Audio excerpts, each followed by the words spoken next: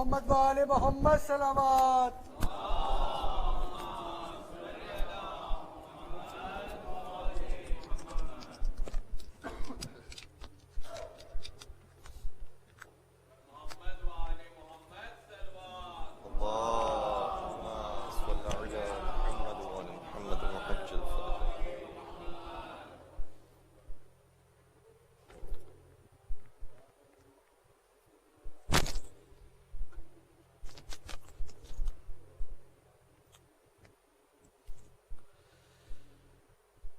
اپنی صحت و سلامتی کے لیے اور بی بی کی خوشنودی کے لیے اس مجلس کی قبولیت کے لیے باواز بلند درود پڑھ دیجیے گا. محمد و آل محمد.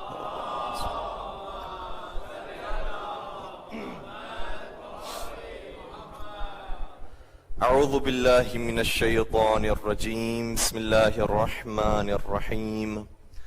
الحمد للہ رب العالمین والصلاة والسلام علی اشرف الانبیاء والمرسلین حبیب الہ العالمین سیدنا و مولانا ابی القاسم محمد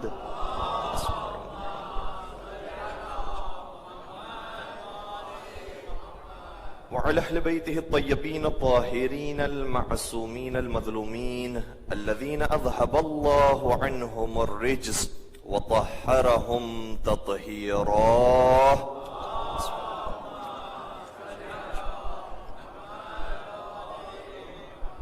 وَلَعْنَةُ اللَّهِ عَلَىٰ أَعْدَائِهِمْ أَجْمَعِينَ. أَمَّا بَعْدُ فَقَدْ قَالَ اللَّهُ تَبَارَكَ وَتَعَالَىٰ فِي مُحْكَمِ كِتَابِهِ الْمَجِيدِ وَفُرْقَانِهِ الْحَمِيدِ.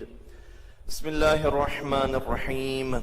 مرج البحرين يلتقيان بينهما برزخ لا يبغيان فبأي آلاء ربكما تكذبان يخرج منهما اللؤلؤ والمرجان فَبِأَيِّ آلَاءِ رَبِّكُمَا تُكَذِّبَانِ. درود پڑھ دیجئے گا. محمد و آل محمد.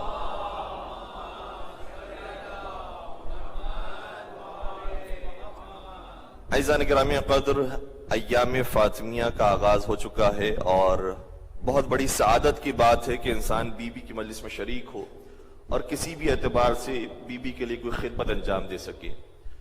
روایات کا جملہ یہ ہے کہ قیامت کا میدان ہوگا تو باقاعدہ منادی یہ ندا دے گا کہ این الفاطمیون. فاطمہ زہرا کے چاہنے والے کہاں ہیں؟ فاطمہ زہرا کے چاہنے والے ماننے والے کہاں ہیں؟ وہ ایک مقام پر جمع ہو جائیں. ان کے لیے پروردگار نے خاص مقام رکھا ہے. اور کتنی ہی کثرت کے ساتھ روایات پائی جاتی ہیں کہ قیامت کے میدان میں جب بی بی تشریف لائیں گی تو آواز آئے گی غصوا ابصارکم. اے اہل محشر اپنی نظروں کو چھکا لو، اب بنت رسول داخل ہو رہی ہیں. کیا باقی انبیاء کی بیٹیاں نہیں ہیں؟ یقیناً بیٹیاں موجود ہیں، لیکن جو فاطمہ زہرا کی شان ہے وہ کسی اور کی شان نہیں.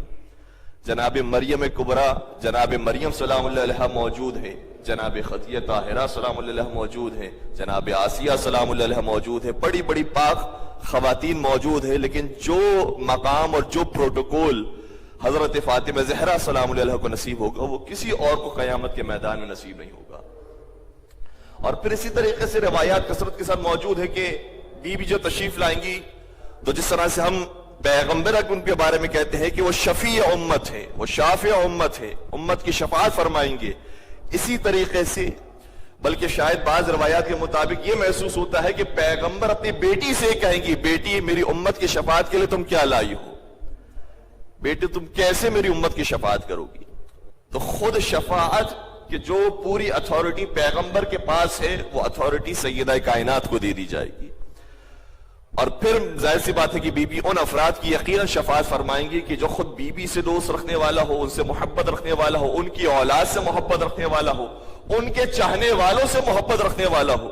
تو یقیناً اس موقع پر بی بی ہم سب کو یاد فرمائیں گی اور بی بی کی شفاعت کے صدقے میں ہم انشاءاللہ جنت میں داخل ہو سکیں گے.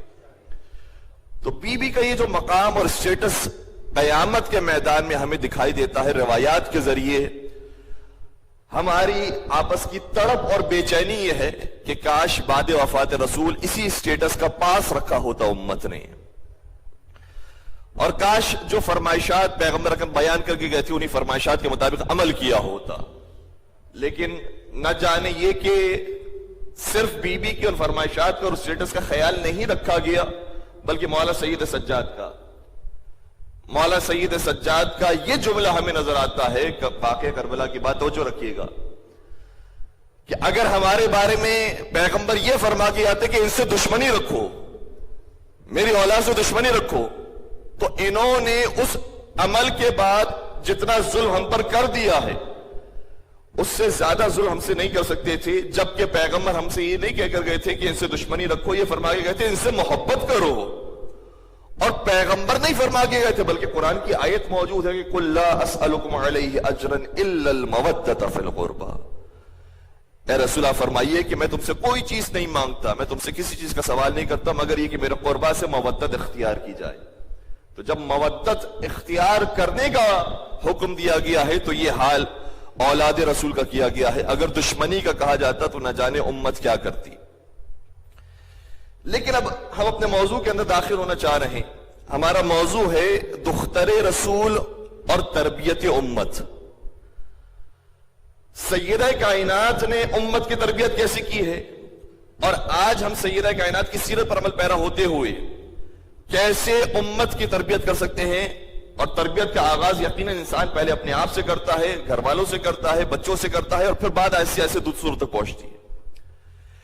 ایک بنیادی نقطے کی طرف میں ابتدا میں اشارہ کرنا چاہتا ہوں، اور وہ یہ ہے کہ دیکھیں جو حادثات پیش آئے ہیں، جو واقعات پیش آئے بنت رسول کے ساتھ، جب ہم ان واقعات کو دہراتے ہیں اور بتاتے ہیں کہ انہوں نے یہ مظالم ڈھائے تھے، اور ہم یہ چاہتے ہیں کہ ان واقعات کو دہرانے کے ذریعے وہ لوگ کہ جو انہیں بہت زیادہ نیک سمجھتے ہیں وہ جان لے کہ وہ ایسے نہیں تھے، یا اسی طریقے سے جو اہل بیت کے کردار کو صحیح طریقے سے نہیں جانتے ہیں وہ جان لے کہ اہل بیت کے ان پاک ہستیوں کا نام ہے، یہ ہم ڈیفائن کرنا چاہتے ہیں۔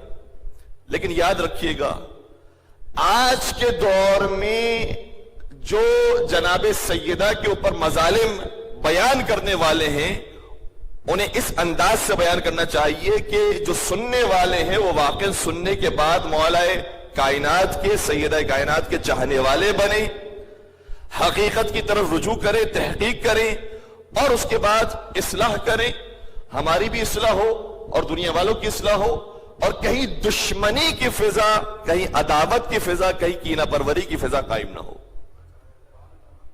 یہ بہت بڑی ذمہ داری ہے، اس لیے ہمیں احتیاط کرنی چاہیے بہت ساری چیزوں کے اندر، اور یہ احتیاط وہ ہے جو خود سیرت جناب سیدہ میں بھی نظر آتی ہے، سیرت نبی اکرم میں بھی نظر آتی ہے۔ میں ایک چھوٹی سی مثال آپ کی خدمت بیان کر کے اور بات کو آگے بڑھاؤں گا۔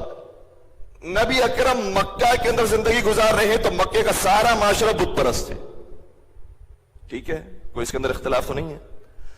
جب پیغمبر مکہ سے مدینہ جاتے ہیں تو مدینے کی اکثریت وہ ہے جو یہودیوں پر مشتمل ہے۔ ہمارے نزدیک دونوں کون ہیں؟ دونوں ہی کافر ہیں، بت پرست بھی کافر، یہودی بھی کافر۔ اب ان کافروں کے درمیان پیغمبر کو تبلیغ کرنی ہے، پیغمبر کو ہدایت کرنی ہے، صحیح راستہ دکھانا ہے، تو پیغمبر نے کہاں سے آغاز کیا؟ پیغمبر نے کیا فرمایا کہ جو بت پرستی تم کر رہے ہو تمہیں معلوم ہے کہ بتوں کا آغاز کہاں سے ہوا ہے؟ وہ فلاں ملعون شخص تھا، وہ فلاں منافق شخص تھا، وہ فلاں شخص تھا کہ جس سے یہ سارا سلسلہ شروع ہوا اور اسے توحید کی بنیادوں کو گرا دیا، خانہ کعبہ ہی کے قریب تم کھڑے رہ کر بت پرستی کر رہے ہو، اس کے اوپر بھی لعنت ہو، جو بت پرستی کر رہا ہے اس کے اوپر بھی لعنت ہو۔ اور پھر اس طریقے سے آگے پیغام کو آگے بڑھاتے جاؤ اور کہتے رہے کہ بتوں کو توڑ دینا، آئندہ میں تمہارے یہاں پر کوئی بت نہ دیکھوں۔ کیا یہ انداز ہمیں پیغمبر کی سیرت میں نظر آتا ہے؟ وہ 40 سال جب تک کہ اعلان رسالت نہیں فرمایا تھا، کیا اس وقت یہ اعلان، یہ ہمیں اختیار نظر آتا ہے اور یہ تبلیغ کا انداز نظر آتا ہے؟ اور وہ وقت کہ جب اعلان رسالت فرما لیا اس کے بعد کیا ہمیں یہ تبلیغ کا انداز نظر آتا ہے؟ ہمیں دونوں موقعوں میں سے کہیں پر بھی یہ نظر نہیں آتا۔ مدینہ میں جائیے، مدینہ میں یہودی موجود ہے۔ یہ یہودی کون ہے؟ ویسے تو کہتے ہیں کہ حضرت موسیٰ کے ماننے والے ہیں، لیکن تورات کے اندر بھی انہوں نے تحریف کی ہے، حضرت موسیٰ کو بھی صحیح طریقے سے نہیں ماننے والے، اور بہت سارے ایسے تھے جناب عزیر کو اللہ کا بیٹا مانتے تھے۔ لیکن کیا پیغمبر نے فرمایا کہ تمہیں معلوم ہے یہ تحریف کا آغاز کس شخص سے ہوا تھا؟ اس شخص پر بھی لعنت ہو، اس کے پیروکاروں پر بھی لعنت ہو، اور یہ جتنے بھی لوگ یہودی ہیں سب پر بھی لعنت ہو۔ یقیناً پیغمبر اکرم کا دل چلتا ہے کہ یہ کیوں یہودی ہو گئے ہیں، کیوں منحرف ہو گئے ہیں، کیوں صحیح راستے کی طرف نہیں ہیں؟ لیکن پیغمبر کا انداز کیا ہے، تبلیغ کس طریقے سے کی ہے، پیغمبر کا انداز کیا ہے؟ باقاعدہ قرآن کریم کی آیت یہ ہے کہ اے اہل کتاب، ہم تم سے ایگریمنٹ کرنا چاہتے ہیں، معاہدہ کرنا چاہتے ہیں کہ اگر تم بھی اللہ کی عبادت کرتے ہو اور ان اصولوں پر عمل کرتے ہو، تم بھی سچائی سے کام لیتے ہو، امانت داری سے کام لیتے ہو اور ہمارے ایگریمنٹ کا پاس رکھتے ہو، تو ہمیں تم سے کوئی اختلاف نہیں ہے، تم اپنے مقام پر رہو، زندگی گزارو اور ہم اپنے مقام پر زندگی گزاریں گے۔ باقاعدہ اخلاقیات کی بنیاد پر اپنے اصولوں کو استوار کیا ہے۔ تو ہمیں محسوس یہ کرنا چاہیے کہ جب ہم ان واقعات کو بیان کر رہے ہوتے ہیں تو ہمارا بیان کرنے کا مقصد کیا ہے کہ ہمارے جو سننے والے ہیں ان کی تربیت ہو سکے۔ اور یقین مانیے گا، پیغمبر کی زندگی ہو، ائمہ علیہ السلام کی زندگی ہو، جناب سیدہ سے لے کر 11ویں سرکار تک کی جو ظاہری زندگی ہمیں نظر آتی ہے، تمام کی تمام ائمہ کی زندگیوں کے اندر ہمیں یہ چیز بطور خاص نظر آتی ہے کہ اگر کسی کی تربیت کرنی ہے تو اس کے لیے دو بنیادی اصول ہیں، دو جو رکھیے گا۔ پہلا بنیادی اصول یہ ہے کہ جس کی تربیت کرنی ہے اسے محبت سے اپنے یہاں بلاؤ، اسے محبت دو گے تو تمہاری کچھ باتیں سنے گا۔ پہلے ہی سے تم نے نفرتیں پھیلانا شروع کر دی تو کبھی وہ بات سننے کے لیے نہیں آئے گا۔ تم کتنی ہی سچی بات کہنے والے ہو، حق بات کہنے والے ہو، لیکن محبت اگر نہیں ہوگی تو کبھی بھی نہیں سنے گا۔ دوسری چیز، اگر ان کو محبت کے ساتھ ساتھ احترام اور عزت نہ دی جائے، میں ان قاتلوں کی بات نہیں کر رہا، میں ان ظالموں کی بات نہیں کر رہا، میں سننے والوں کی بات کر رہا ہوں۔ سننے والے بیچارے ان کو نہیں معلوم کہ کیا ہسٹری پیش آئی ہے، کیا تاریخ رہی ہے، کیسے یہ واقعات پیش آئے اور ہمارے درمیان کیوں اتنے زیادہ اختلافات ہو گئے۔ اس لیے دو بنیادی چیزیں ہیں جو تمام ہی ائمہ کے اندر ہمیں نظر آئے گی۔ محبت ضروری ہے تربیت کے اندر، اور احترام اور عزت ضروری ہے تربیت کے اندر۔ یہ دونوں چیزیں ہوں گی تو تربیت ہو سکے گی۔ اور میں چند مثال آپ کی خم بیان کروں۔ قرآن کریم کو دیکھیے، پریشان تو نہیں ہو رہے ہیں؟ میں اپنی بات کا اللہم صلی علی محمد چار انبیاء کا ذکر ہے کہ جنہوں نے اپنے بچوں کو پکارا ہے، اے میرے بچوں، میں نے تمہیں یہ حکم دینا ہے یا مجھے اس چیز کی ضرورت ہے وہ لے کر آؤ۔ اس طرح سے چار مثالیں ہمیں نظر آتی ہے کہ اپنے بچوں کو انبیاء نے پکارا۔ حضرت ابراہیم نے اپنے بیٹے جناب اسماعیل کو پکارا، ٹھیک ہے۔ حضرت لقمان نے اپنے بیٹے ابن لقمان کے بیٹے کو پکارا، ٹھیک ہے۔ دو مثالیں اور ملتی ہیں، جناب نوح نے اپنے بیٹے کو پکارا ہے اور جناب یعقوب نے اپنے بیٹے کو پکارا ہے۔ یہ ٹوٹل چار مثالیں ہیں قرآن کریم میں۔ دوبارہ سے میں دوہرا دیتا ہوں، لقمان نے اپنے بیٹے کو پکارا، حضرت ابراہیم نے اپنے بیٹے کو پکارا، حضرت یعقوب نے اپنے بیٹے کو پکارا اور حضرت نوح علیہ السلام نے اپنے بیٹے کو پکارا۔ عجیب بات یہ ہے کہ ان چار مثالوں میں سے تین مثالیں وہ ہیں کہ جس میں جب بیٹوں کو پکارا ہے تو سارے کے سارے بیٹے فرما بردار تھے، نیک تھے۔ حضرت ابراہیم کے بیٹے اسماعیل نیک ہیں، حضرت یعقوب کے بیٹے یوسف نیک ہیں، حضرت لقمان کے بیٹے ابن لقمان وہ نیک ہیں۔ لیکن ایک بیٹا وہ ہے جو نافرمان ہے، اور ایسا نافرمان ہے کہ قرآن کی آیت کے مطابق وہ جہنمی ہے، ہلاک ہونے والا ہے۔ لیکن جب اس چوتھے بیٹے کو بھی نبی نے پکارا ہے تو کس محبت کے ساتھ پکارا ہے کہ یا بنیا ارکب معنا ولا تکن مع الکافرین۔ یا بنیا، اے میری جان، اے میرے بیٹے، اے میرے لخت جگر، تم بھی ہمارے ساتھ کشتی میں سوار ہو جاؤ۔ حضرت نوح اپنے بیٹے کو پکار کہہ رہے تم بھی ہمارے ساتھ کشتی میں سوار ہو جاؤ، ولا تکم مع الکافرین، اور کافروں کا ساتھ نہ دو، کافروں کے ساتھ نہ جاؤ۔ تو خود قرآن نے تربیت کا انداز دکھایا ہے کہ اگر کوئی غلط راستے کی طرف بھی جا رہا ہے تو اس کے مطلب نہیں کہ اس کو جتنا اور جا رہا ہے مزید اور الفاظ ایسے استعمال کر کے مزید اسے دور کر دیا جائے، اسے قریب بلا کر صحیح راستہ دکھانا ہے۔ اس لیے وہ کام کرنا پڑے گا کہ جس میں محبت شامل ہو، احترام شامل ہو، تاکہ وہ بات سننے کے لیے ہمارے تیار ہو سکے۔ تو حضرت زہرا اور تربیت امت کے عنوان سے ہمارا جو موضوع ہے، اس موضوع کے اندر ہمیں بہت زیادہ سمجھ کر قدم آگے بڑھانا ہے کہ وہ انداز جو حضرت زہرا نے ان کے خلاف اختیار کیا ہے اس کی کیا وجہ نظر آتی ہے، اور پھر ان کے پیروکار جو بعد میں بنتے رہے ہیں، پھر ان کا کردار ائمہ کے ساتھ کیا نظر آتا ہے؟ کیا ائمہ نے انہیں بار بار یہ کہا کہ تم چونکہ ان کے پیروکار ہو لہذا تمہارے اوپر یہ بھی ہے، تمہارے اوپر وہ بھی ہے، تم جہنم میں جانے والے ہو؟ کیا انداز ہمیں نظر آتا ہے؟ خود میں جو اپنے متعلق یہاں تک آپ کی خبر بیان کر رہا ہوں، کئی ساری روایتوں کے اندر دیکھا ہے، چھٹے امام کی روایت ہے، 7 امام کی روایت، 8ویں امام کی روایت، 9 امام کی روایت، 10ویں امام کی روایت، حتیٰ کہ 11 امام حضرت امام حسن عسکری علیہ السلام کی روایت موجود ہے۔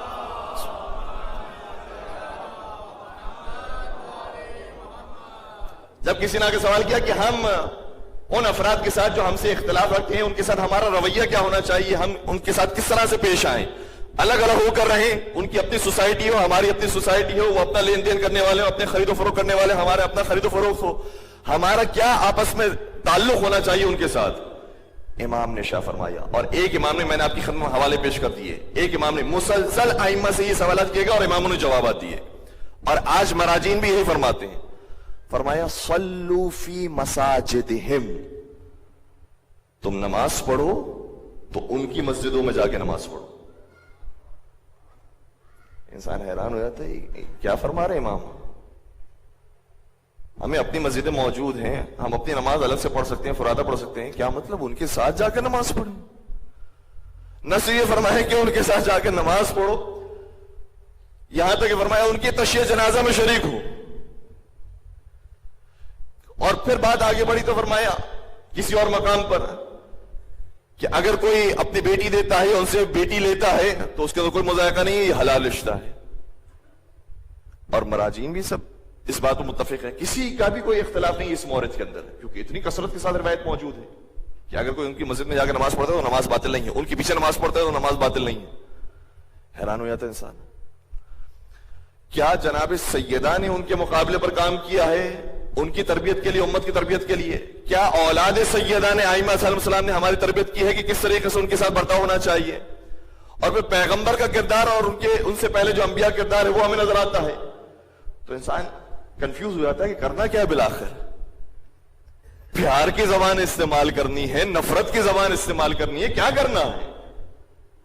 محسوس کیجئے گا اس بات کو، جب بھی تبلیغ کی بات آئے گی، جب بھی اپنی بات پہنچانے کی بات آئے گی، کبھی بھی قرآن نے نہیں کہا کہ زور زبردستی اس تک اپنی بات پہنچاؤ، کبھی بھی نہیں فرمایا، بلکہ قرآن یہ کہتا رہا لا اکراہ فی الدین، دین میں کوئی زبردستی نہیں ہے، وہ نہیں مانتا ہے اس کی اپنی مرضی، حساب و کتاب اس کو دینا ہے۔ یہ فرمایا لکم دینکم ولی دین، اگر کافر سے تمہارا ٹکراؤ ہوتا ہے تو کوئی تمہیں ان کے ساتھ دست و گریباں نہیں ہونا ہے، ان کو کہو تمہارے لیے تمہارا دین ہے، ہمارے لیے ہمارا دین ہے، بات ختم کرو۔ اور جب بات پہنچاؤ تو کیسے پہنچاؤ؟ یہ بھی فرمایا ادعو الی سبیل ربک بالحکمت والموعظۃ الحسنہ وجادلہم باللتی ہی احسن، تم بات پہنچاؤ ان تک تو حکمت کے ذریعے بات پہنچاؤ، موعظہ حسنہ کے ذریعے بات پہنچاؤ، یعنی نیک نصیحتوں کے ذریعے۔ یاد رکھیے گا، واقعا ہم نے خود ٹیلی ویژن پر جا کر محسوس کیا ہے کہ کبھی کبھار ہم کوئی مولا علی کا نہج البلاغہ سے قول پیش کرتے ہیں، مولا علی کی بات پیش کرتے ہیں، تو وہ اتنی اثر انداز ہوتی ہے کہ اس ایک فرمان کی وجہ سے لوگ تشیع کی طرف راغب ہو جاتے ہیں۔ کتنا پرمانہ قول ہے مولا علی کا، کوئی دکھائے ایسا قول کسی اور کا؟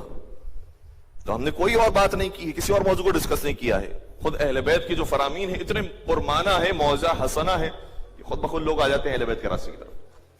اور پھر آخر میں جو بات کی وہ بہت عجیب ہے قرآن کی، وَجَادِلْهُمْ بِالَّتِي هِيَ أَحْسَنُ، اور اگر مجادلہ کرو، مجادلہ کا مطلب یہ ہوتا مناظرہ، اور اگر بحث و مباحثہ کرو ان سے، تو کیسے مباحثہ کرو؟ پھر تم، وہ ہمارے مشہور قول ہے نا، محبت اور جنگ میں پھر اصولوں کو نہیں دیکھا جاتا، سارے رولز ختم ہو جاتے ہیں محبت اور جنگ کے اندر، تو جب اگر مناظرے کا وقت آ جائے تو پھر کیا کریں؟ تو کہا اس میں سب سے زیادہ رولز کی پابندی کرو۔ کون سے رولز؟ وَجَادِلْهُمْ بِالَّتِي هِيَ أَحْسَنُ، اور اگر مناظرہ کرو تو اچھے انداز سے نہیں، احسن، سب سے اچھے انداز سے مناظرہ کرو، سب سے حسین انداز میں، سب سے بیسٹ انداز میں مناظرہ کرو۔ اچھا، اب ان ساری باتوں کا یہ مطلب نہیں کہ ہم پھر علمی میدان کے اندر پیچھے رہ جائیں، نہ ہمارا کتابوں کا مطالعہ ہو، نہ قرآن کا مطالعہ ہو، نہ حدیث کا مطالعہ ہو، نہ اہل سنت کتابوں کا مطالعہ ہو، نہ شیعہ کتابوں کا مطالعہ ہو، ہم کہیں کہ پیار و محبت سے بات کرنی ہے، جو تم کہہ رہے ہو ٹھیک کہہ رہے ہو، یہ بھی نہیں ہے۔ اپنے آپ کو مضبوط کرنا ہے, ہمارے پاس ہونی چاہیے چیزیں بولنے کے لیے, اور پھر پیار کی زبان سے اپنی بات پہنچائیں. ہر مقام پر مناظرہ کرنا اور ہر مقام پر سامنے والے کو شکست دینا ضروری نہیں ہے. کسی نے کیا خوب بات کہی تھی کہ دیکھیں وہ جو غلط تبلیغ کے کانسیپٹ ہیں اس کو رائج کرنے کے بعد, اور یقین جانیے گا ہماری سکولز, ہماری کالجز, ہمارے مدارس بہت زیادہ محفوظ اس چیز سے, لیکن جو ہمارے مختلف نظریات رکھنے والے افراد ہیں ان کے چونکہ مدارس محفوظ نہیں ہے, باقاعدہ ٹریننگ دی جاتی ہے کہ اگر کوئی فلاں کافر مل جائے, فلاں گستاخ مل جائے, اس کے ساتھ تمہارا کیا سلوک ہونا چاہیے, تلوار نکالو, اس کی گردن اڑا دو. باقاعدہ ٹریننگ کی جا رہی ہے, اور یہ نعرے یاد کروائے جاتے ہیں اسکولوں میں جا کر, گستاخ رسول کی سزا صرف موت ہے, صرف موت ہے. اس طرح کی ذہن سازی ہوتی ہے, اور گستاخ رسول کا مطلب کیا ہے یہ کسی کو نہیں معلوم ہے. موت کی گھاٹ اتارنا کس کو ہے, تمہیں اتارنا ہے, یا کوئی اور اتھارٹی ہے کہ جو فیصلہ کرے گی کہ پھر اس کے بعد اسے سزائے موت دی جائے یا نہیں دی جائے؟ کچھ نہیں, صرف بچوں کو پڑھایا جا رہا ہے گستاخ رسول کی سزا موت ہے اور موت ہے. نہ پتہ ہے گستاخ رسول کیسے کہتے ہیں, نہ موت کس کو دینی ہے پتہ. دوسرے مدارس کے اندر تو یہ ذہن سازی کی گئی ہے کہ جس کے بعد ہمارے سامنے واقعات آتے ہیں کہ سری لنکا کے شہریوں کو سب نے ایسے مارا ہے کہ جیسے کوئی ثواب کا کام ہو رہا ہے. اتنا بے دردی کے ساتھ, اتنا لہو لہان کر کے اس کو مار ڈالا, چاہے وہ قصوروار تھا یا نہیں تھا. یہ طریقہ کبھی بھی اسلام کا طریقہ نہیں ہے. اور کسی نے اسی طریقے کے اوپر رہتے ہوئے ایک جملہ کہا ہے کہ اگر یہ سری لنکا کا شہری پرانے زمانے میں ہوتا اور مکہ میں پیغمبر کے دور میں زندگی گزار رہا ہوتا, اور پیغمبر کے ساتھ بھی اس کا ٹکراؤ ہو جاتا, اور پیغمبر کو یہ کہہ دیتا کہ اس علاقے کے اندر ایک محمد نامی آیا ہے, اس کے پاس نہ جانا, وہ بڑا خراب انسان ہے نعوذ باللہ, وہ بہت برا انسان ہے نعوذ باللہ, تو پھر پیغمبر اس کے ساتھ کیا کرتے؟ اگر وہ کچرا پھینکنے والی عورت اس سری لنکا کی شہری کی جگہ ہوتی تو وہ تو کلمہ پڑھنے سے پہلے ہی ہمارے ہاتھوں ماری جاتی, اس کو زندہ رہنے کا حق ہی نہیں ہوتا. پیغمبر نے اس طریقے سے تبلیغ کی. تبلیغ کے اندر بہت بنیادی اصول ہے, محبت بھی دیں اور عزت بھی دیں, تب جا کر وہ ہماری بات سنیں گے. اور تبلیغ کا آغاز کہاں سے ہونا چاہیے؟ تبلیغ کا آغاز خود سب سے پہلے انسان اپنے آپ سے کرے, پھر اپنی اولاد سے, پھر اپنے گھر والوں سے, اور پھر یہ بات پہنچتے پہنچتے آگے تک جاتی ہے. آج ہم ابھی پہلی سیڑھی پر ہیں, انشاءاللہ 5 مجالس ہیں, اس کے اندر ایک سٹیپ بائی سٹیپ ہم معاملات کو اور آگے بڑھائیں گے اور انشاءاللہ باتوں کو بیان کرنے کی کوشش کریں گے. قرآن کریم کی آیت ہے, یا ایھا الذین آمنوا قوا انفسکم واہلیکم نارا, اے صاحبان ایمان سب سے پہلے اپنے آپ کو بچاؤ آتش جہنم سے. ایسا نہ ہو کہ اس کو بچانے کے چکر میں کہ وہ جہنم میں نہ جل جائے, اور تم اپنی جنت کمانے کے چکر میں اتنا تم نے اسے زد و کوب کر دیا کہ تمہاری جہنم پکی ہو گئی ہے. پہلے اپنے آپ کو بچاؤ. قوا انفسکم واہلیکم نارا, پہلے اپنے آپ کو بچاؤ, پھر اپنے گھر والوں کو بچاؤ آتش جہنم سے. وقودها الناس والحجارة عليها ملائكة غلاظ شداد لا يعصون الله ما امرهم ويفعلون ما يؤمرون. یہ ساری تاکیدات اس لیے آئی ہے اس آیت کے اندر کہ خبردار وہ اگر جہنم میں چلے گئے تو یہ نہ یاد رکھنا کہ اب آزادی مل جائے گی, کوئی نہ کوئی معاملات حل ہو جائیں گی, سفارش ہو جائے گی. اگر جہنم لکھ دی گئی ہے, بس اوقات یہی ہوتا ہے. کسی حد تک ہمارے نوجوانوں کے ذہنوں میں یہ خیال ہے کہ پروردگار بڑا رحمان و رحیم ہے, معاف ہو جائیں گے معاملات, بہت معاف ہو جائیں گے. کیسے ہو سکتا ہے؟ ایک ماں اپنے بچے کو جلتا ہوا نہیں دے سکتی, پروردگار اپنے مخلوق کو کیسے جلتا ہوا دے سکتا ہے؟ اور بہت ساروں نے نظریہ بنایا ہے باقاعدہ کہ جہنم میں کوئی جلائے جانے والا نہیں, سب معاف کر دیے جائیں گے, کسی نہ کسی لیول پر جا کے معاف کر دی جائیں گے. ہو سکتا ہے کہ جنت کا کوئی اعلیٰ درجہ ان کو نہ ملے, لیکن کسی نہ کسی طریقے سے وہ بچ کے جہنم سے نکال دیے جائیں گے. یاد رکھیے گا پروردگار رحمان و رحیم ہے, لیکن اسی پروردگار نے اس دنیا میں جو نافرمانی کرنے والے تھے اور سابقہ انبیاء کی امتیں تھی ان کے اوپر باقاعدہ عذاب نازل کیا. اگر خدا کو قیامت میں معاف کرنا ہوتا تو یہاں پر تھوڑے سے نمونے پیش کرتا کہ تم کرتے رہو جتنا غلط کام کرنا ہے. حضرت لوط کی قوم پر عذاب آ گیا, حضرت شعیب کی قوم پر عذاب آ گیا, حضرت نوح کی قوم پر عذاب آ گیا. یہ عذاب دینے کی ضرورت نہیں تھی. ہم رحمان و رحیم ہے, تم ہمارے رحمانیت کی اور رحمیت کے مظہر دیکھ لو, جہنم میں جلائے نہیں جاؤ گے. لیکن کہا کہ نہیں, خبردار, یہ نہ تصور کرنا کہ تم نہیں جلائے جاؤ گے. اگر کسی نے واقعاً غلطی کی ہے تو پھر اس کا حساب بھگتنا ہے. تو سب سے پہلے انسان اپنے آپ کی اصلاح کرنے کی کوشش کرے، اپنے گھر والوں کی، اور اس کے بعد پھر قدم کو آگے بڑھائیں۔ جناب سیدہ کے اسماء گرامی بہت سارے ہیں، لیکن ایک روایت بڑی خوبصورت ہے، اس روایت کا سہارا لے کر مزید اپنی بات کو آگے بڑھاؤں گا۔ چھٹے سرکار حضرت امام جعفر صادق علیہ الصلوۃ والسلام آیا فرماتے ہیں،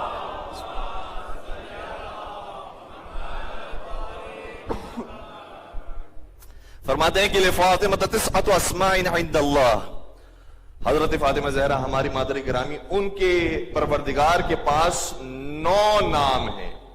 اس روایت کو یقین بزرگان نے کئی مرتبہ سنا ہوگا، امالی شیخ صدوق کے اندر بھی روایت موجود ہے، اور کئی ساری ہمارے بزرگان نے اس روایت کو لکھا ہوا ہے۔ چڑی ماں فرماتے ہیں کہ ہماری مادر گرامی کے 9 نام ہیں۔ لوگوں کے نزدیک کہا نہیں، خدا کے پاس، اور خدا نے یہ نام دیے ہیں۔ ہمارے کسی کو نام دینے میں اور خدا کے نام دینے میں فرق ہے۔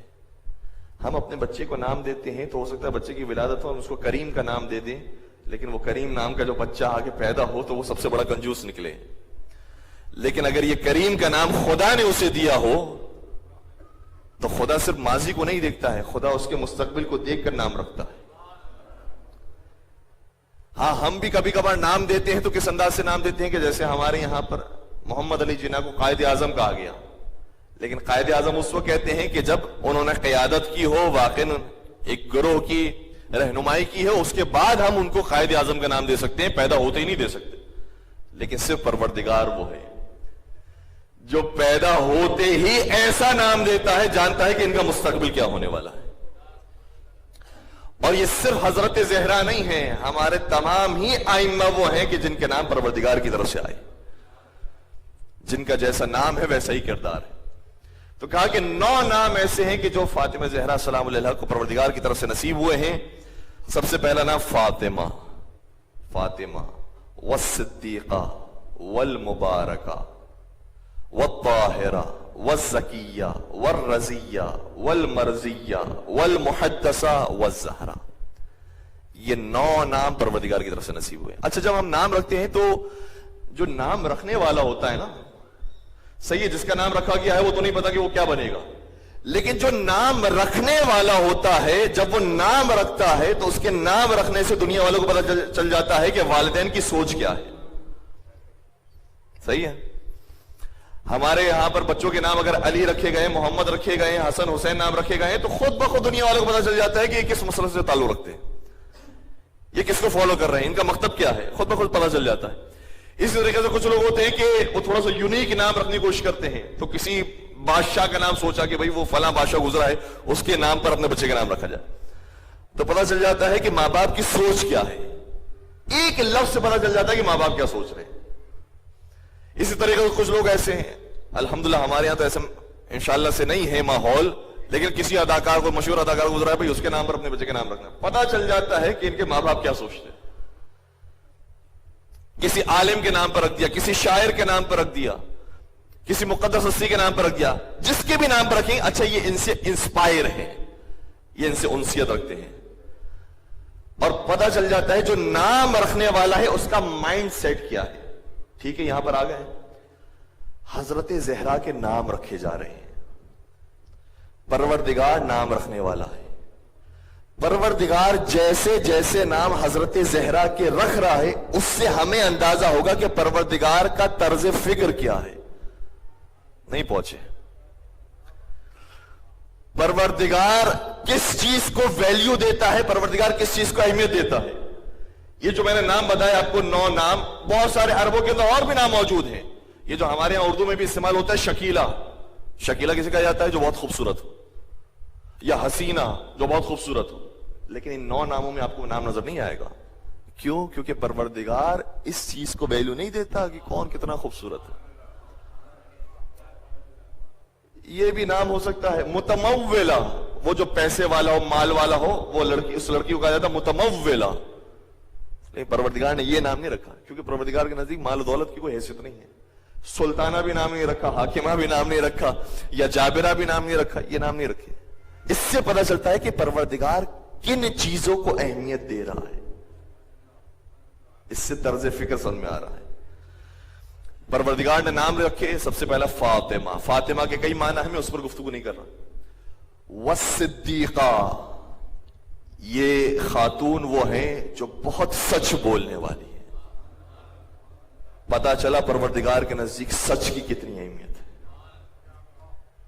والمبارکہ، یہ خاتون وہ ہے جو بڑی بابرکت خاتون ہے.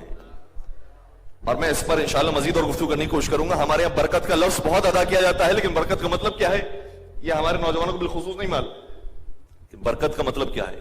یہ خاتون وہ ہے جو بابرکت خاتون. والطاہرہ، یہ خاتون، یہ جو بنت رسول اس دنیا میں تشریف لا رہی ہے، میں نے اس کا نام طاہرہ رکھا ہے. میرے نزدیک طہارت کی کتنی اہمیت ہے. یہ پاک و پاکیزہ بی بی ہے. والزکیہ، یہ بالکل نقی اور زکی بی بی ہے. واقع دل یعنی اندر سے بھی، روح بھی اس کی پاک ہے اور ظاہر بھی پاک ہے. پھر آگے بیان فرمایا والرضیۃ المرضیہ، یہ وہ خاتون ہیں کہ پروردگار کی رضا سے راضی رہنے والی ہے اور پروردگار بھی اس سے راضی ہونے والا. بتایا جا رہا ہے کس چیز کی ویلیو ہے. انسان خدا کی رضا پر راضی رہنے والا.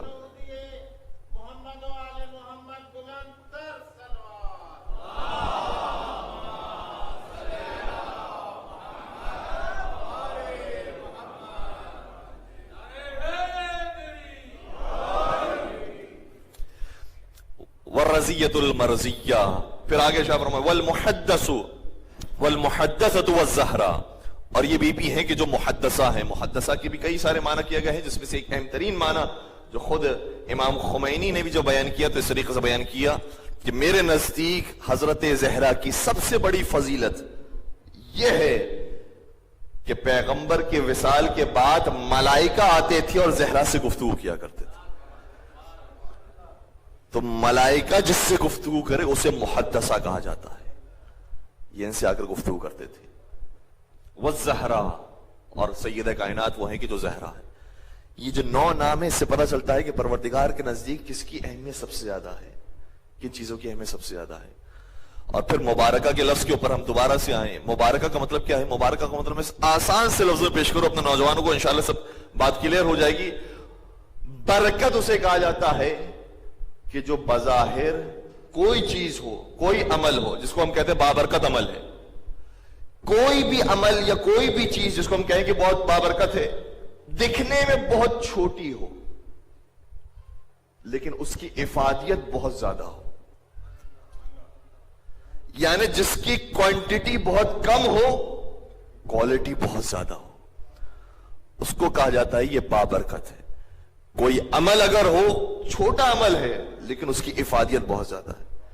کوئی شخص ایسا ہے کہ جو بابرکت ہے، جو مبارک ہے، یا جیسے سیدہ کائنات 18 سال کی زندگی گزاری لیکن بابرکت زندگی تھی. حضرت زہرا کی ہدایت سے آج بھی کتنے لوگ ایسے ہیں کہ جو راہ راست پر آ رہے ہیں. اس لیے بابرکت زندگی تھی، مبارک زندگی تھی. اسی طریقے سے کسی کی کتاب ایسی ہوتی ہے ہم کہتے ہیں کہ بڑی بابرکت کتاب ہے.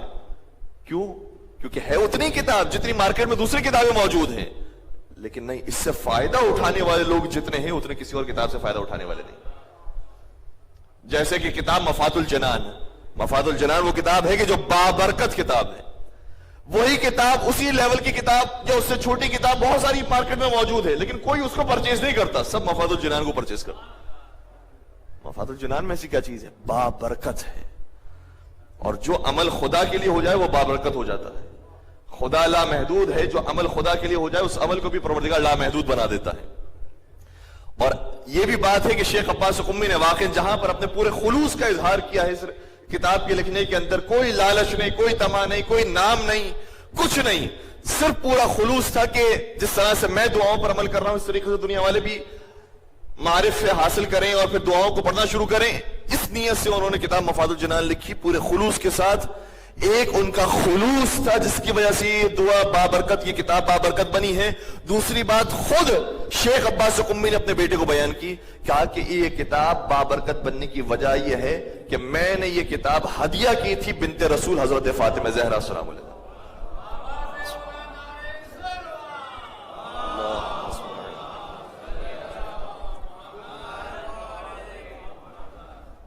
پورا خلوص بھی تھا اور بنت رسول کو ہدیہ کر دی. خلوص کیسا کہ جب یہ کتاب لکھی کتاب لکھنے کے بعد پرانا زمانہ تھا، چھاپ خانے کی طرف لے کر آئے، ناشر جو انتشارات کرتے ہیں اور کتابوں کو چھاپتے ہیں، پرانا زمانہ ہے، بڑی مشکلات ہوتی تھی لے کر کے کتاب کو کہ مجھے بھی شائع کروانی ہے. اب کتاب والے کو دی تو اس نے کہا کہ کچھ ٹائم بعد یہ شائع ہوگی، ابھی سائٹ پر رکھ دی جائے. دوسری کتابیں جو پہلے کی موجود تھی اس کو فارغ کرنا شروع کیا. جب اس کتاب کو شائع کرنے کا وقت آیا، اتفاق سے انہی ایام میں شیخ عباس قمی اس کے پاس گئے اور کہا کہ میں آپ سے بہت معذرت چاہتا ہوں، مجھے ابھی یہ کتاب نہیں چھپوانی. کہ آپ کیا بات کر رہے ہیں؟ اتنی ویٹنگ پر آپ کی کتاب پڑی رہی، آپ کہہ رہے ہیں اب یہ کتاب نہیں چھپوانی؟ کیا ہوا اس کتاب کے اندر؟ کیا کہ بس میں ابھی چاہتا ہوں کہ یہ کتاب ابھی نہ چھپے. لے لی کتاب. کتاب لینے کے بعد 1 سال تقریباً انتظار کیا اور پھر دوبارہ سے تشریف لائے اور پھر وہی ناشر اس کے پاس گئے، کہا کہ یہ کتاب میں تمہیں دینے کے لیے آیا ہوں، اس کتاب کو شائع کر دو. کہتا ہے یہ مجھے سمجھ میں نہیں ہے آپ کی بات، کاش آپ اسی وقت شائع کر دیتے، کتنے لوگ اس کو پڑھ لیتے، کتنے لوگ اعمال کر لیتے، کتنی دعائیں ہو جاتی، کتنا آپ کو ثواب پہنچ جاتا، آپ کا کام بھی ہو چکا ہوتا. دوبارہ سے وہی کتاب لے کر آ گئے. کیا ہوا اس کتاب کے اندر؟ کوئی اضافہ ہوا ہے، کوئی کمی ہوئی ہے، کیا تبدیلی ہوئی ہے اس کے اندر؟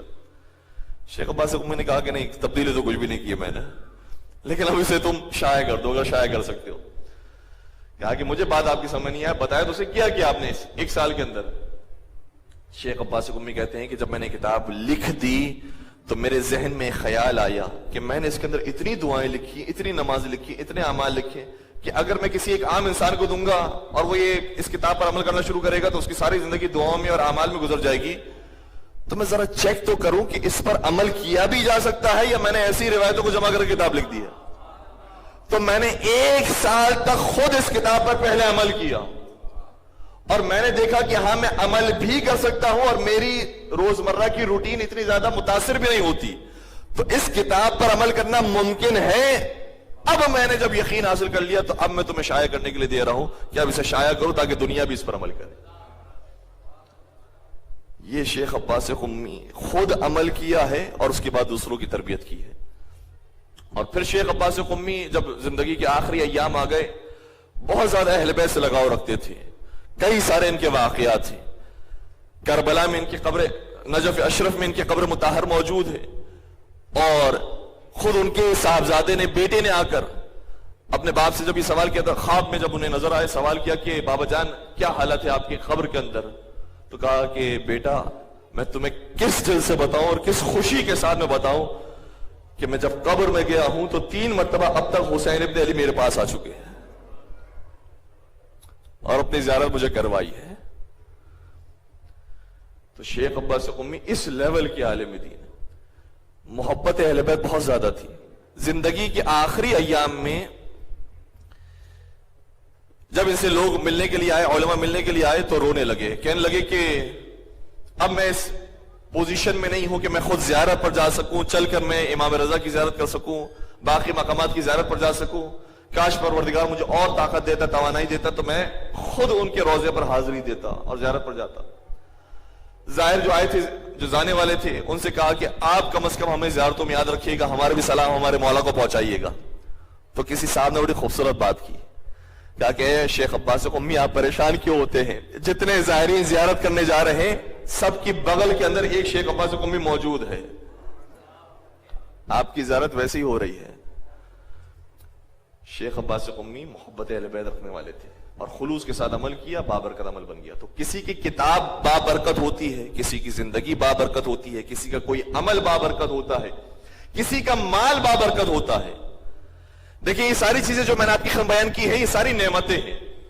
زندگی نعمت ہے، حسن و جمال نعمت ہے، مال نعمت ہے، کتاب نعمت ہے، اولاد نعمت ہے، یہ ساری چیزیں نعمت ہے. لیکن نعمت ہونے کا یہ مطلب نہیں کہ برکت بھی ہے.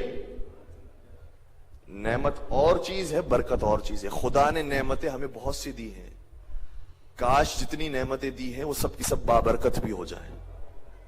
اسے بابرکت بنانے کی ضرورت ہے، ورنہ یہی اولاد جو کتنی خوبصورت نعمت ہے، اور اس اولاد کے ذریعے کہاں تک انسان پیغام اپنا پہنچاتا ہے، اپنی عاقبت بہتر کرتا ہے، کتنا اپنے نام اعمال کے اندر ثواب لے کر جاتا ہے.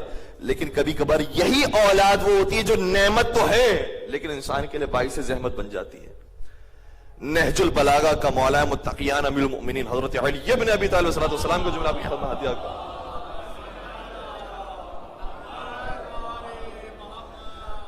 اور ہمارے ہاں اس شخصیت کے بارے میں اتنی گفتگو نہیں کی جاتی، ورنہ وہ خود ایک عبرت ہے تاریخ کی. ان کے اوپر گفتگو ہونی چاہیے، معلوم ہو کہ وہ کون تھے، کس کن مراحل سے گزرے ہیں اور اس کے بعد کیا انجام ہوا ہے. کون؟ جناب زبیر. یہ جناب زبیر کا لفظ آتے ہی ہر ایک کے ذہن میں ایک تصویر بن جاتی ہے، لیکن محسوس کیجئے گا جناب زبیر وہ ہیں جب سیدہ کائنات نے وصیت کی ہے تو کچھ وصیت نامے ایسے ہیں کہ جن وصیت ناموں پر گواہ بنایا ہے جناب زبیر کو. اور مولا متقیان کے حق میں جن لوگوں نے تلوار نکالی ہے اور مولا کا ساتھ دیا ہے ابتدائی ایام میں، یہاں تک کہ خود در سیدہ کے اندر موجود تھے، گھر سیدہ کے اندر موجود تھے، ان میں جناب زبیر موجود ہیں. حتی بعض روایات یہ کہتی ہیں کہ جب جناب سیدہ کائنات کو دفن کرنے کے لیے مولا متقیان لے کر گئے ہیں تو کچھ اصحاب ان کے ساتھ تھے، تو اصحاب میں جن جن کے نام موجود ہیں ان میں سے بہت ساری روایت میں جناب زبیر کا نام موجود. جناب زبیر اس مقام پر بھی تھے. اور نہج البلاغہ کا جملہ یہ ہے کہ ما زال الزبیر رجلا منا اہل البیت. زبیر ہم اہل بیت میں سے تھے. ما زال، کبھی بھی وہ ہم سے جدا نہیں ہوئے. ما زال الزبیر رجلا منا اہل البیت، نہج البلاغہ کا جملہ ہے کہ جناب زبیر ہم اہل بیت میں سے تھے. کب تک؟ حتی، یہاں تک کہ پروردگار نے بیٹی جیسی نعمت انہیں عطا کی، لیکن وہ نعمت ان کے لیے باعث زحمت بن گئی. اس بیٹے کا نام بھی ذکر ہے. تو اس لیے اولاد نعمت ہے، مال نعمت ہے، حسن جمال نعمت ہے، جوانی نعمت ہے، زندگی نعمت ہے، ساری چیزیں نعمت ہے، لیکن اس نعمت کو بابرکت بنانا ہے. ایک وہ اولاد والا ہے اور ایک اولاد وہ ہے کہ جو جناب سیدہ طاہرہ کو نصیب ہوئی ہے. وہ اولاد کے جن کے صدقے ہی میں واقع کوئی اس کے اندر اختلاف نہیں ہے کہ دین اسلام بچا ہے تو حسن و حسین کے صدقے میں بچا. وہ کہاں اولاد؟ اور جناب سیدہ کائنات کی اپنی اولاد سے جو محبت ہے، ان کی تربیت ہے، یہ بھی ایک خاص پہلو ہے. اس کی طرف کبھی کبھار کم اشارہ کیا جاتا ہے. میرے پاس دامن وقت میں گنجائش بہت زیادہ نہیں بچی، میں جلدی سے ایک اہم نقطے کو بیان کروں کہ امام حسن امام حسین یہ پہلے ہی سے امام ہیں، نوری مخلوق ہیں. حضرت آدم علیہ السلام نے ان کا وسیلہ اختیار کیا ہے، کوئی معمولی شخصیات نہیں ہے امام حسن امام حسین. کسی تربیت کی ضرورت نہیں ہے، کوئی آ کر انہیں نہ سکھائے، کوئی ان کی آ کر ہدایت نہ کرے، کوئی اصلاح نہ کرے، پھر بھی امام ہیں، پھر بھی یہ نوری ہیں، پھر بھی پروردگار کی طرف سے بنائے ہوئے نمائندے ہیں. لیکن ہماری اور آپ کی تربیت کرنے کے لیے جناب سیدہ نے سکھایا ہے کہ دیکھو میں کس طرح سے حسن حسین سے گفتگو کرتی ہوں، بچوں سے کس طریقے سے بات کی جاتی ہے، بچوں سے کس طریقے سے گفتگو کی جاتی ہے. روایت میں باقاعدہ جملے موجود ہیں. امام حسن کو کبھی اپنے ہاتھوں سے پکڑتی سیدہ کائنات امام حسن کو اور اوپر اچھالتی، ہوا میں فضا میں پھینکتی اور پھر اپنے سینے سے لگاتی، پھر پھینکتی، پھر سینے سے لگاتی. یہ ہمیں سکھایا گیا بچوں سے کس طرح سے محبت رکھنی ہے. ڈکٹیٹر نہیں بننا ہے اپنی اولاد کے لیے. اور پھر کچھ اشعار بھی پڑھتی تھیں، اور وہ اشعار بھی بڑے معنی خیز اشعار ہیں، ہدایت کے لیے وہ بھی کافی ہے. فرماتی تھی کہ اشبہ اباک یا حسن واخلع عن الحق الرسن وعبد الہا ذا المنن ولا توالی ذا الاحن. اچھالتی جاتی تھی اور یہ اشعار پڑھتے جاتی تھی. بیٹا حسن، اشبہ اباک یا حسن، بیٹا حسن بابا کی طرح بننا. بیوی اپنے شوہر کو اتنے رسپیکٹ دینے والی ہو کہ کہے کہ ہاں بیٹا تمہیں بابا کی طرح بننا ہے، تمہیں اپنے والد کی طرح بننا ہے. وہ جملے افسوس ہوتا ہے کہ کس طریقے سے انسان ادا کرے. بیٹا وہ کام کبھی نہیں کرنا جو باپ نے کیا تھا. باپ نے اپنی زندگی بھی برباد کیا، ہماری زندگی برباد کی. باپ کے راستے پہ نہیں جانا ہے. باپ کو اعتماد نہیں دیں گے، رسپیکٹ نہیں دیں گے، محبت نہیں دیں گے تو پھر بات کیسے آگے بڑھے گی؟ کیسے یہ خاندان کے اندر اصلاح کا تربیت کے پہلو سامنے آ سکے گا؟ سب سے پہلے اپنے باپ کے ساتھ تشبیہ دی اور کہا کہ بیٹا باپ کے جیسا بننا.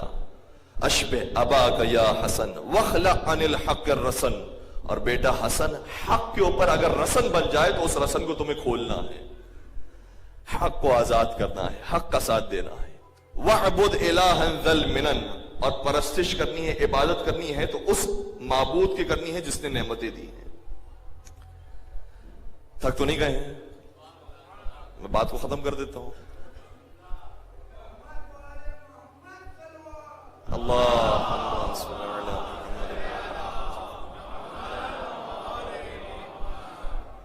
ولا توالی ذل احن، اور بیٹا جب دوستی رکھنا نا، بچے دوستی تو کرتے ہیں، تو کہا کہ دوستی کرنا تو اس سے کبھی دوستی نہیں کرنا کہ جو کینہ پرور ہو، جو دل میں دشمنی رکھنے والا ہو، کہیں پر جا کر چوٹ پہنچانے والا ہو. یہ بھی ہمارے معاشرے کا ایک بڑا مسئلہ ہے. ہمارے یہاں پر کوئی اچھا کام کرنے والے، اور کام کرنے والے اچھا ہو یا برا ہو یہ تو ہماری نگاہ ہوتی ہے. کوئی کام کر رہا ہے معاشرے کے لیے، فوراً سے کہا ارے ان کی کیا بات کرتے ہیں، ان کے اندر تو یہ ہے، ان کے اندر تو یہ ہے، اور وہ اس وجہ سے کام کرتے ہیں. ہزار خامیاں ہم گنوا سکتے ہیں. خامیوں کو چھوڑیے، دیکھیں تو صحیح، وہ کھڑا ہوا ہے، وقت گزارا ہے اس نے تاکہ کچھ کرے، اپنے آپ کو چھوڑا ہے، اپنے معاشرے کے لیے نکلا ہے، کوئی تنظیم قائم کی ہے، کوئی کام کرنے کے لیے آیا ہے، اپنا وقت دے رہا ہے. اپریشیٹ کرنے کی کوشش کریں، کینہ پروری ختم کریں. تو باپ سے تشبیہ دی تاکہ گھر کے اندر ایک رسپیکٹ کا ماحول، ایک احترام کا ماحول بنے. ہمارے یہاں کبھی کبھار یہ کہا جاتا ہے کہ تمہیں بننا ہے حسن و حسین جیسا، تو بچے بھی جواب دیتے ہیں کہ پہلے آپ جناب سیدہ جیسی تو بنے، پہلے آپ مولا علی کی طرح تو بنے. جب شوہر کہتا ہے بیوی سے کہ جناب سیدہ کی سیرت یہ تھی، اتنا کام کیا کرتی تھی، ہاتھوں میں ورم آیا کرتے، تو بیوی یہ کہتی ہے تم علی کی جیسے تو بنو. یہ اگر ماحول ہوگا تو کبھی بھی کوئی آگے نہیں بڑھ سکے گا. آگے بڑھنے کے لیے بہانے تلاش کرنے کہ ہاں میں بننے کی کوشش کروں گا، تمہیں بھی بننے کی کوشش کرنی ہے. علامہ طباطبائی موجودہ زمانے کی مثال ہے. علامہ طباطبائی اپنی زوجہ کے ساتھ وہ محبت پیدا ہوئی، اور البتہ یہ بھی بات ہے کہ زوجہ، نیک زوجہ ملنا بھی پروردگار کی نعمتوں میں سے ایک نعمت ہے. لیکن ایسا بھی نہیں ہے کہ یا زوجہ نیک ہے یا بد ہے. ہم نے کہا کہ نیک تو نہیں، اس کا مطلب یہ رہ جاتا ہے. تو صرف ہمارے دو کیٹیگری نہیں ہے. نیک نہیں ہے تو ایسے ایسے نیک بنائیں، اور اپنے کردار کو اچھا رکھیں گے، خود بخود نیک ہو جائے گی انشاءاللہ. علامہ طباطبائی جنہوں نے تفسیر المیزان لکھی، آج بھی شیعہ سنی تمام تفاسیر کے اندر سب سے زیادہ بڑا مقام المیزان کا ہے جو علامہ طباطبائی نے لکھی. علامہ طباطبائی کہتے ہیں کہ جس طریقے سے میں نے اپنی زوجہ کو محبت دی، جس طریقے سے ان کا خیال رکھا، ان کو رسپیکٹ دی، تو میری زوجہ بھی جب میں کوئی کام کر رہا ہوتا تھا، میں کتاب لکھ رہا ہوتا تھا، میں تحریر کر رہا ہوتا تھا، تو میرے لیے وہ چائے بنا کر لے کر آتی تھی، اور اس رسپیکٹ کے ساتھ کہ چائے لا کر خاموشی سے رکھتی تھی، مجھ سے کوئی گفتگو نہیں کرتی تھی، کیونکہ جانتی تھی کہ اگر میں نے کچھ کہا بھی، چاہے ان کی تعریف کی ہو کہ بہت تھک گئے ہو آپ کام کرتے کرتے، ذہن ڈائیورٹ ہو جائے گا اور کتاب وہ نہیں لکھ پائیں گے. کہ دن میں کئی مرتبہ میرے لیے چائے لاتی تھی، لیکن خاموشی سے کمرے سے چلی جاتی تھی تاکہ ڈسٹرب نہ ہو. اور پھر ان کی زوجہ کا پہلے انتقال ہو گیا. علامہ طباطبائی علماء یہ بیان کرتے ہیں کہ اپنی زوجہ کے چلے جانے کے بعد ٹوٹ چکے تھے، زیادہ عرصے زندہ نہیں رہ پائے، اور جب ان کی زوجہ کا انتقال ہوا تو روزانہ 40 دنوں تک انہوں نے یہ کام کیا ہے. روزانہ 40 دنوں تک اپنی زوجہ کی قبر پر جاتے تھے، ان کے لیے فاتحہ پڑھتے تھے. تو یہ صرف اس زمانے کا واقعہ نہیں ہے. مولا علی کی اور جناب سیدہ کائنات کی محبت وہ تو ہے ہی، اس سے کون انکار کر سکتا ہے. وہ محبت وہ ہے کہ جس کا ذکر قرآن کریم میں آیا ہے، لیکن اسی سے انسپائریشن حاصل کرنی ہے اور ہمیں اپنی زندگی کو بہتر کرنا ہے. اور 40 دنوں کے بعد بھی علامہ طباطبائی ہر ہفتے ایک مرتبہ ضرور جایا کرتے تھے اپنی زوجہ کی قبر پر، ان کے لیے فاتحہ خوانی کیا کرتے تھے. تو یہ سارے نمونے ہمارے سامنے اس لیے ہیں تاکہ ہم اپنی زندگی کو انشاءاللہ بہتر سے بہتر کریں. کیا خوبصورت گھرانہ ہے. مولا متقیان آتے ہیں تو فرماتے ہیں کہ تنکشف عن الہموم والاحزان، میں سیدہ کائنات کو دیکھتا ہوں تو میری ساری پریشانیاں ختم ہو جاتی ہیں. حسن و حسین اپنی مادر گرامی کو دیکھیں، اس سے زیادہ حسین منظر اور کوئی نہیں. خود ایک روایت کا جملہ یہ بھی ہے کہ ایک مرتبہ امام حسن امام حسین کسی جگہ پر چلے گئے اور سیدہ کائنات بہت پریشان ہو گئی. آئے اپنے بابا کی خدمت میں، کہا کہ بابا جان حسن و حسین نہیں مل رہے. پیغمبر اکرم ساتھ چلے اپنی بیٹی کے ڈھونڈنے، اور بنی نجار کا وہاں ایک محلہ ہے جو مسجد نبوی سے قریب ہی تھا. وہاں گئے تو کیا دیکھا کہ دونوں شہزادوں نے اپنے اوپر خاک اوڑی ہوئی ہے، اور خاک اوڑتے اوڑتے سو گئے، نیند آ گئی. چہرے دونوں کے باہر ہیں. تو ماں اگر اس حالت میں اپنے بچوں کو پائے تو کیا کیفیت ہوتی ہے. کہا میں نے تمہیں نہیں ڈھونڈا ہے، باہر نکلو، فوراً سے گھر چلو. روایت یہ کہتی ہے کہ دونوں بچوں کے سامنے ایک مقام پر نبی خدا کھڑے ہو گئے، دوسرے مقام پر فاطمہ زہرا کھڑی ہو گئی، اور دونوں شہزادوں کو دھوپ کی تپش سے بچانے لگے. یہاں تک کہ دونوں شہزادے کھڑے ہوئے اور پھر ان کو جو خطاب کیا ہے اے میرے دل کی ٹھنڈک، اے میرے دل کے میوہ، چلو ہمارے ساتھ گھر چلو۔ بچوں، یہ ساری چیزیں ہماری تربیت کے لیے ہے کہ اس عمر میں بچے کیا کرتے ہیں، کھیل کود، اور اگر ان سے کوئی چیز ٹوٹ گئی ہے، کسی مقام پر وہ چلے گئے ہیں بغیر بتائے، تو اس کا کیا طریقہ ہونا چاہیے؟ یہ طریقہ جناب سیدہ کائنات نے ہمیں بتایا ہے۔ یہ تربیت کے پہلو ہمارے سامنے جناب سیدہ کی سیرت سے نظر آئے۔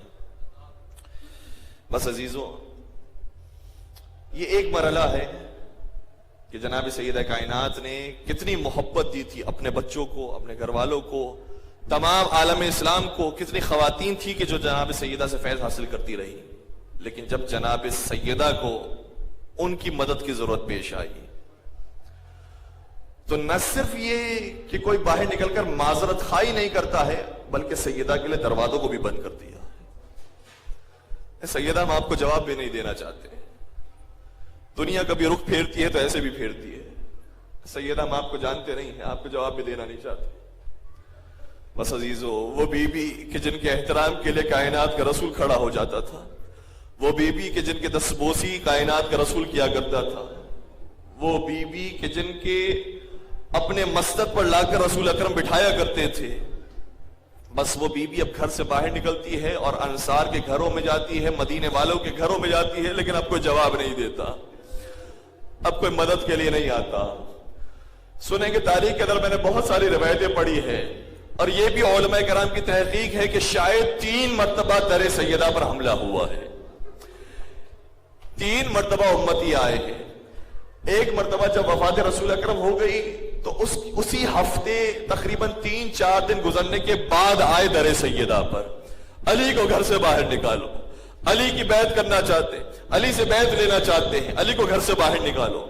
یہ پہلا موقع تھا، لیکن جب یہ پہلی دفعہ آئے تھے نا تو لکڑیاں لے کر نہیں آئے تھے، صرف چیخ چیخ کر کہتے تھے، آواز بلند کر کے کہتے تھے، علی کو باہر نکالو، علی کو باہر نکالو، اے سیدہ علی کو باہر نکالو۔ اور جناب سیدہ پشت در سے کھڑے رہ کر جواب دیا کرتی تھی۔ دوسری روایت کہتی ہے کہ جب دوسری مرتبہ یہ آئے تو تعداد بڑھ گئی، اب بلوائیوں کی تعداد بڑھ گئی، شور کی آوازیں بڑھ گئی، اور عجیب شور و غل جب بلند ہوا تو ظاہر سی بات ہے کہ جیسے جیسے آواز نکالنے والوں کی تعداد میں اضافہ ہوتا ہے، چاہے مرد ہو یا عورت، دل ڈھل جاتا ہے۔ اب ہمارے ساتھ دینے والا کون ہے؟ ارے یہ تو سب کے سب ایک مقام پر جمع ہو گئے۔ یہ جب دوسری مرتبہ آئے تو صرف آواز کو بلند نہیں کیا، بلکہ یہ بھی کہا، اے فاطمہ اگر علی کو نہ نکالا تو اس دروازے کو جلا دیں گے، اگر علی کو نہ نکالا تو اس گھر کو جلا دیں گے، اگر علی کو نہ نکالا تو جلا کر اس علی سے بیعت لیں گے۔ یہ جب آوازیں بلند ہوتے ہوتے دھمکیوں تک پہنچ گئی، اب رسول کا دل مزید ٹھہر گیا، اب کیا ہونے والا ہے؟ اور عزاداروں سنیں گے آخری روایت یہ بھی ہے جو میں نے پڑھی کہ اب جو تعداد آئی در سیدہ پر تو پہلے آنے والے شاید 40 لوگ ہوں گے، بعد میں آنے والے چاہے سینکڑوں میں لوگ ہوں گے، لیکن ایک روایت کہتی ہے کہ اب جو جمع ہوئے تو جمع ہونے والوں کی تعداد 4000 تھی۔ کچھ لوگ جب اس غیر ملکی کے سامنے جمع ہو گئے اور اس کی لاش کو جلا دیا تو کچھ ہی لوگ تھے، لیکن کسی کے ہاتھ میں کوئی ہتھیار تھا، کسی کے ہاتھ میں کوئی چیز تھی، اور جس کے پاس کچھ نہیں تھا اس نے لاتیں ماری ہیں، تماچے مارے۔ مجھے نہیں معلوم کہ بنت رسول کی کیفیت کیا ہوگی جب 4000 افراد آئے اور کسی نے آگ لگا دی۔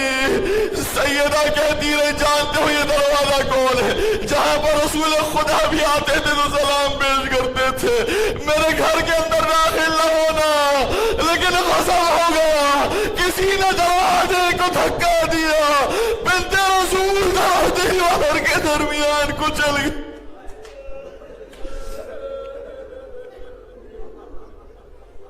اے بنت رسول، آپ بھی مدینہ میں کچل گئی، کربلا میں آتی تو دیکھتی آپ کا حسین بھی گھوڑوں کی ٹاپوں سے روند دیا گیا۔ ہاں لیکن فرق ہے حسین مظلوم کی شہادت میں اور سیدہ زہرا کی شہادت میں۔ جب مولا حسین کی لاشیں کو پامال کیا گیا تو روح نکل چکی تھی، سیدہ کو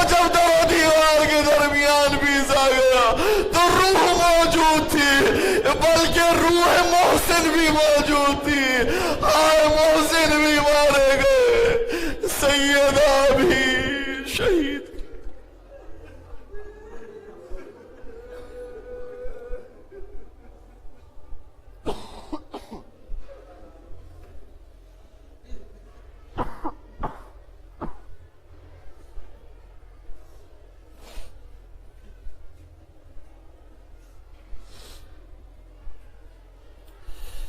الا ولعنت اللہ علی القوم الظالمین وسيعلم الذین ظلموا ای منقلب ینقلبون. پالنے والے ہماری اس خلیص عبادت کو اپنی بارگاہ میں قبول فرما.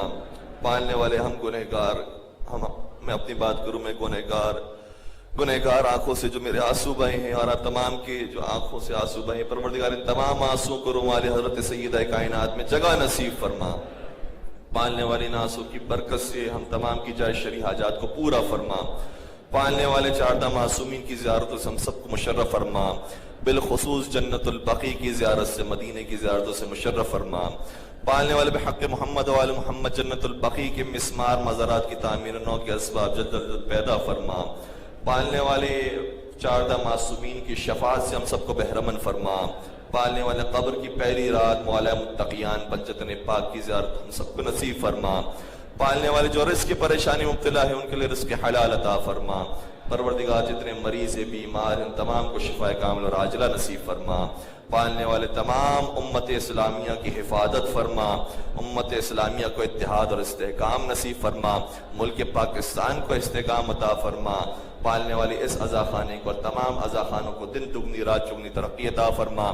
جہاں جہاں کوئی بھی ذکر جناب سیدہ کر رہا ہے, پڑھ رہا ہے, شریک ہو رہا ہے, پروردگار ان تمام کی نیک توفیقات میں اضافہ فرما.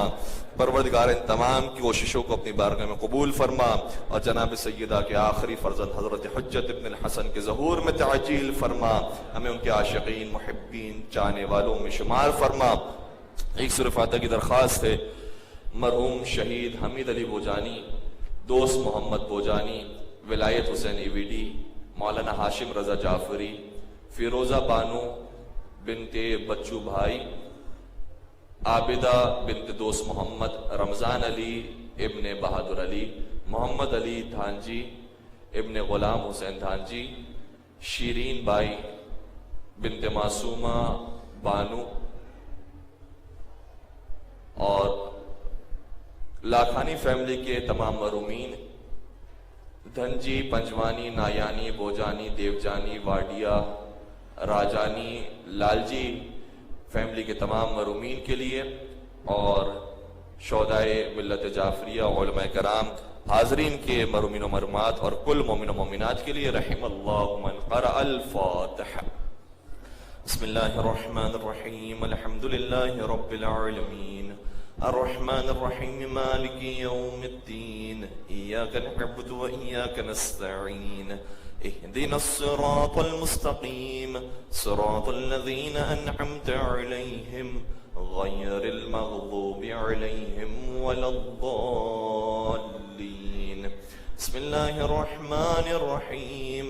قل هو اللہ احد اللہ الصمد لم يلد ولم يولد ولم يكن له كفوا احد. بسم الله الرحمن الرحيم. قل هو الله احد الله الصمد لم يلد ولم يولد ولم يكن له كفوا احد. بسم الله الرحمن الرحيم. قل هو الله احد الله الصمد لم يلد ولم يولد ولم يكن له كفوا احد. اللهم اغفر للمؤمنين والمؤمنات والمسلمين والمسلمات الأحياء منهم بالأموات. تابع بيننا وبينهم بالخيرات إنك مجيب الدعوات إنك على كل شيء قدير برحمتك يا أرحم الراحمين.